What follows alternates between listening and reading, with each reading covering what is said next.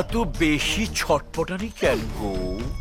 এখন যদি আমার ময়না পাখির কিছু একটা হয়ে যেত, তাহলে বিয়ের সময় 7 লড়িহার সোনার নুপুর পরাতাম কেমন করে গো? শোন, তোর তন্ময় আমি বেঁচে থাকতে তোর কোনো দিনই হবে না। Good afternoon sir. হ্যাঁ হ্যাঁ, শোনো, ফার্স্ট উইকে আমি আসছি। ওই ক্যানেডিয়ান ওসাকা গ্রুপের সাথে এগ্রিমেন্টটা সাইন করব। তুমি সব ব্যবস্থা করে রেখো। ওকে ওকে, বাই। বলো ইয়াং ম্যান। স্যার, সানফ্লাওয়ার ওয়েলের সমস্ত স্টেটমেন্ট এই ফাইলে রেডি করা আছে, আপনি একটু দেখে দিলে ভালো হয়। আরে রাখো স্টেটমেন্ট। তোমার তৈরি করা দুটো প্রজেক্ট জেসিকা ফেব্রিক আর অরফান গ্রুপ অ্যাপ্রুভ করেছে। আরে প্রথমেই তো তুমি বাজিবাদ করে দিলে। I am really proud of you. সবই আপনার অবদান স্যার।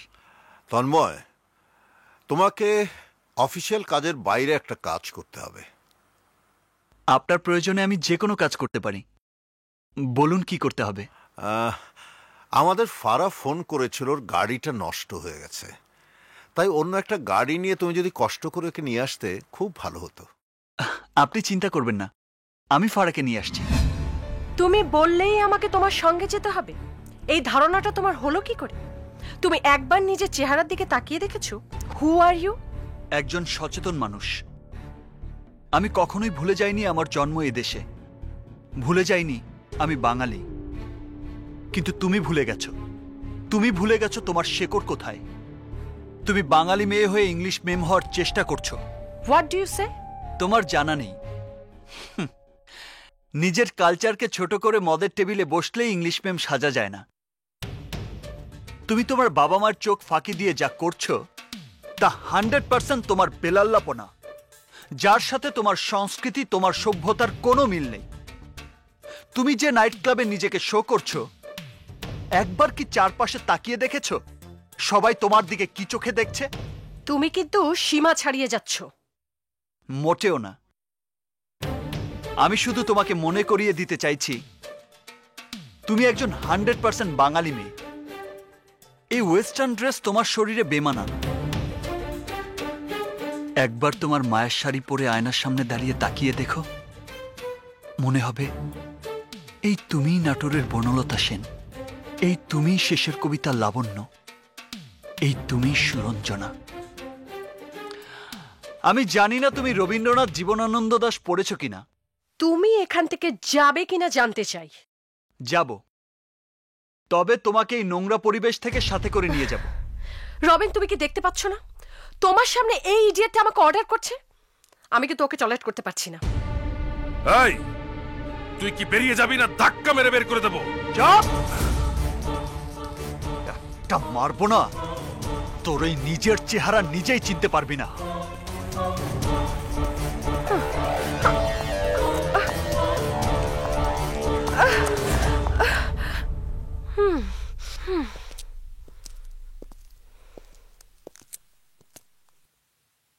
সোজা নিজের বেডরুমে চলে যাও। হোল্ড!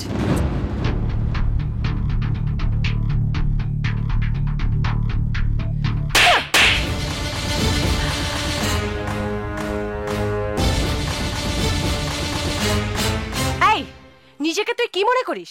আমার বাপির টাকায় দামি দামি পোশাক পরে তুই কাক থেকে ময়ূর হয়ে গেছিস?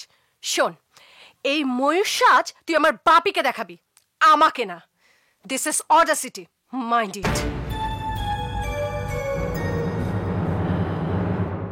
আমার এই কথার যদি একটু নড়চড় হয়, তাহলে একটা ধাক্কা মারবো, সোজা মধুপুরের ওই গেও ভাগারে গিয়ে মুখ থুবড়ে পড়বি।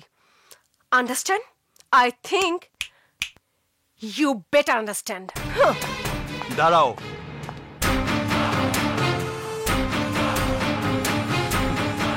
আমি না হয় আনকালচার গেও ভূত। Do you know who you are? What is your origin? বাংলাদেশের মাটিতেই তোমার জন্ম, এখনো তোমার রক্তে বাংলাদেশের মাটির গন্ধ পাওয়া যায়। তাই বলছি, দামি দামি পোশাক পরে আমি কাক থেকে ময়ূর হইনি, বরং বাংলাদেশের মাটির তৈরি একটা সুন্দর পুতুল থেকে তুমি শোরুমের শোপিস হয়ে গেছো। তুমি নিজেই জানো না, শোরুমের কাস্টমারদের হাতে নাড়াচাড়া হতে হতে একদিন তুমি নিজেই ভেঙে চুরে চুরমার হয়ে যাবে। তখন অনুতাপ আর অনুশোচনা ছাড়া তোমার আর কিছুই করার থাকবে না।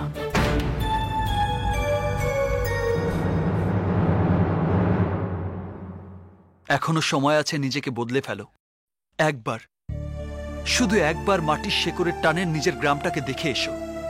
প্রাণ ভরে একবার মাটির নিঃশ্বাস নিয়ে এসো, তাহলে নিজেকে বুঝতে পারবে, নিজেকে নতুন করে চিনতে পারবে, নিজের মিথ্যে অহমিকার দেয়াল ভেঙে বেরিয়ে আসতে পারবে। ওই you shut up!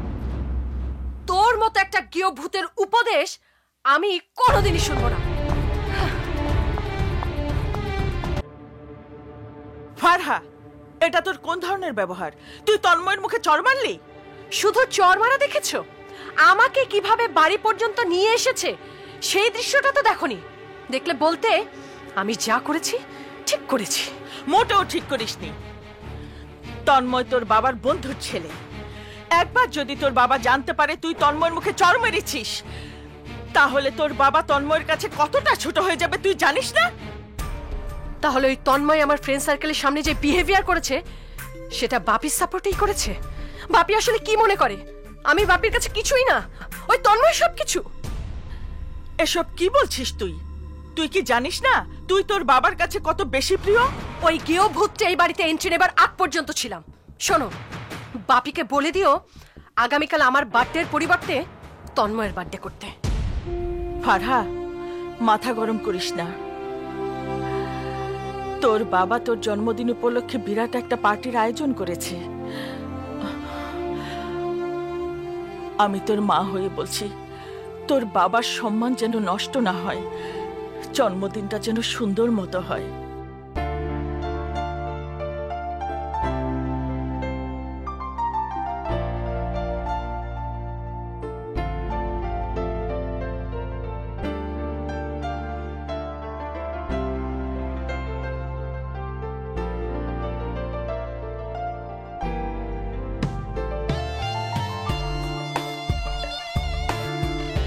Many, many happy returns of the day. Thanks. You are most welcome.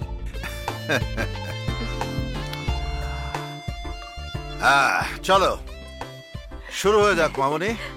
নে।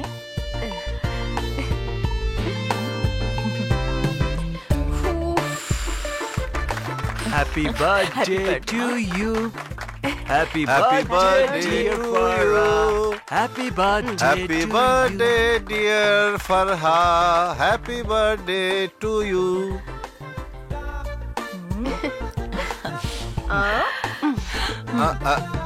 এই এই এই এই Wow.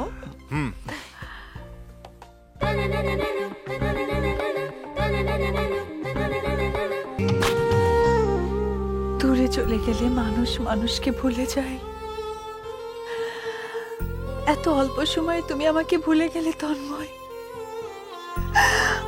আমি এখন কি নিয়ে বাঁচবো, কি নিয়ে বাঁচবো?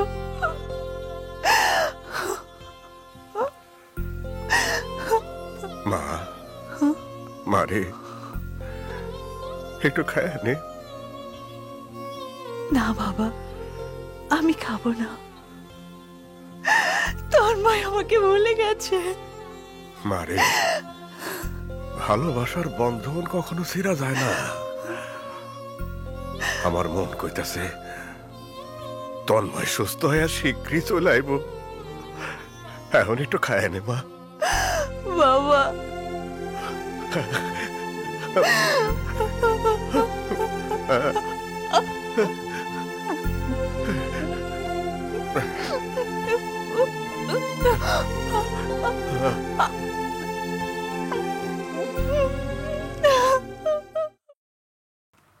জানো রুমা, আজ তন্ময় কি করেছে? কি করেছে? আমেরিকার জিআরসি কোম্পানির সাথে একটি কন্ট্রাক্ট সাইন করেছে, যা আমি অনেকদিন চেষ্টা করে পারিনি। এই কাজটা আমাদের অলমোস্ট প্রায় $3 মিলিয়ন লাভ হবে। ইজ জিনিয়াস, হ্যাঁ? আন্টি, রাত তো অনেক বেশি হয়ে যাচ্ছে, অথচ ফারহাদ তো এখনো ফিরলো না। তন্ময়, তুমি একবার খোঁজ নিয়ে দেখবে? জি, আমি এক্ষুনি দেখছি, আপনি কোনো চিন্তা করবেন না। That's like a good baby. কি মজা লাগছে না? খুব মজা লাগছে রবিন, আর একটু দাও না। ও শিওর শিওর।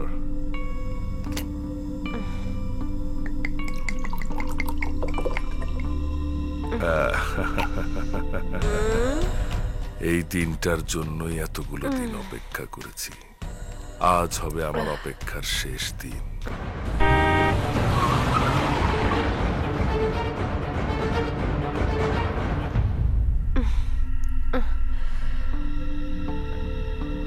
আমি কোথায়? এই তো আমার বুকের কাছাকাছি, একটু পরেই আমার বুকের ভেতর চলে আসবে। Just after some times. আর একটু খাও।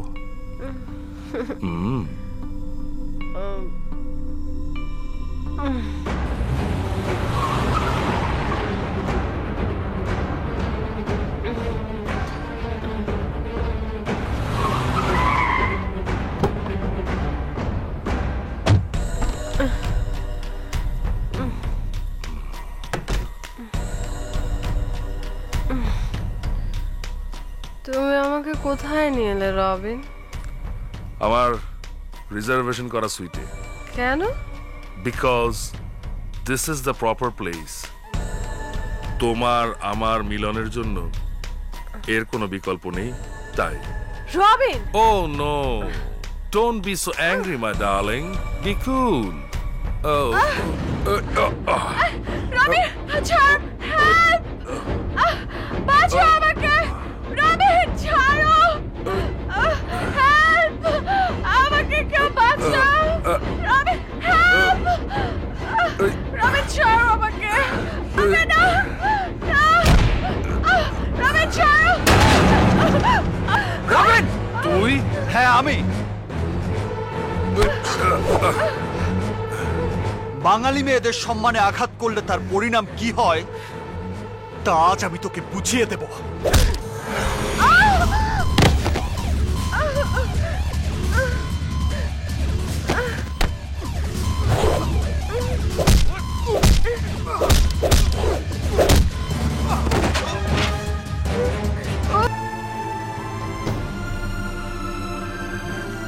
তন্ময়, তন্ময়, ফারহার কি হয়েছে? ড্রিঙ্ক করে ব্যালেন্স হারিয়ে ফেলেছে। না না, ঘাবড়াবেন না, একটু রেস্ট নিলেই ঠিক হয়ে যাবে।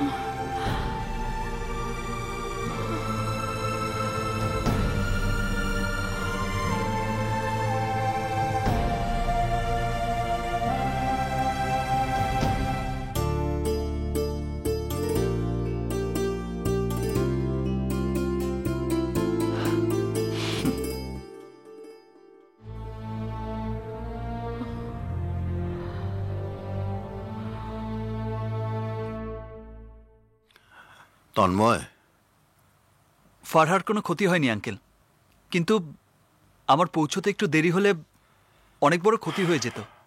তন্ময়, আমি তোমাকে কি বলে কৃতজ্ঞতা জানাবো সে ভাষা আমার জানা নেই। আমি বলবো, তুমি শুধু আমার মেয়েকে রক্ষা করনি, আমাদের পরিবারের মান সম্মান রক্ষা করেছ। তুমি তুমি আমাকে ঋণী করে দিলে। তন্ময়, ফারহা তোমার সাথে অনেক সময় খারাপ ব্যবহার করেছে। ফারহার বাবা হিসাবে আমি তোমার কাছে ক্ষমা চাইছি। তুমি ওকে ক্ষমা করে দাও, ক্ষমা করে দাও। এ কি করছেন আঙ্কেল? আপনি কেন ক্ষমা চাইছেন? আপনি তো আমাকে আশীর্বাদ করবেন। তন্ময়, মাই সান।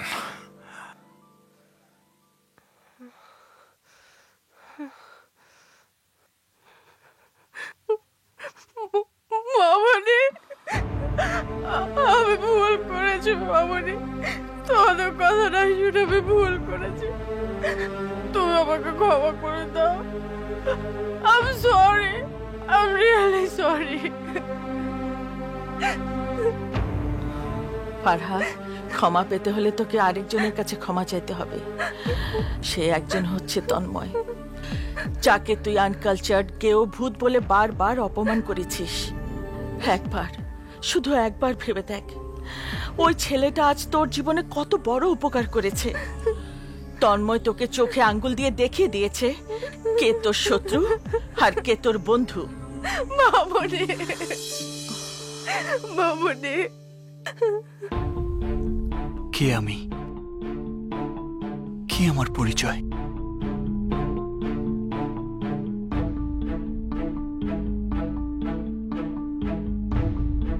এ আমি কি করছি আর কেনই বা করছি?